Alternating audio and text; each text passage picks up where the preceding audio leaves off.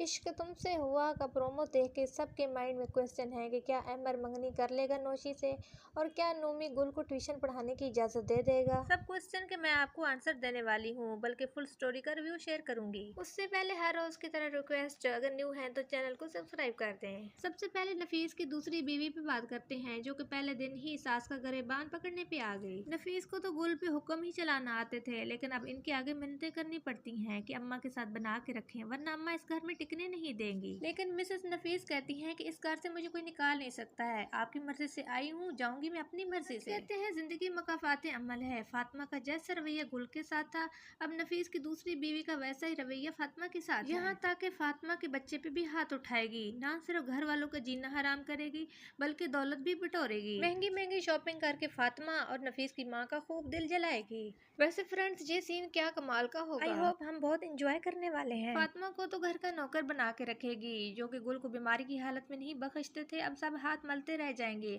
अब गुल को खानदानी लड़की और अच्छा भी कहेंगे। तो सास को गुल बेटी के साथ भी मंजूर है, लेकिन नफीस की दूसरी बीवी वापस नहीं लाने देगी। सुरैया डरती है कि अगर गुल ट्यूशन पढ़ाने लग गई तो फाइनेंशियल इंडिपेंडेंट हो जाएगी। सुरैया नोमी को कहेगी कि गुल को मना करे कि ट्यूशन घर में ना रखे। जब नोमी गुल से बात करेगा तो गुल जवाब देगी कि मेरा घर है, मेरी मर्जी, जो चाहूँ मैं कर सकती हूँ। इस तरह कुछ दिन तो गुल ट्यूशन पढ़ाएगी, अपना और अपनी माँ का खर्चा उठाएगी, लेकिन जिस पार्टी ने बयाना दिया हुआ है वो घर खाली कराने के लिए आ जाएगी। गुल और उसकी माँ साफ इनकार कर देंगे कि हमने घर ये नहीं बेचना। नुमान जब देखेगा कि माँ और गुल नहीं मान रही तो वो खुद को रूम में बंद कर लेगा और खाना नहीं खाएगा।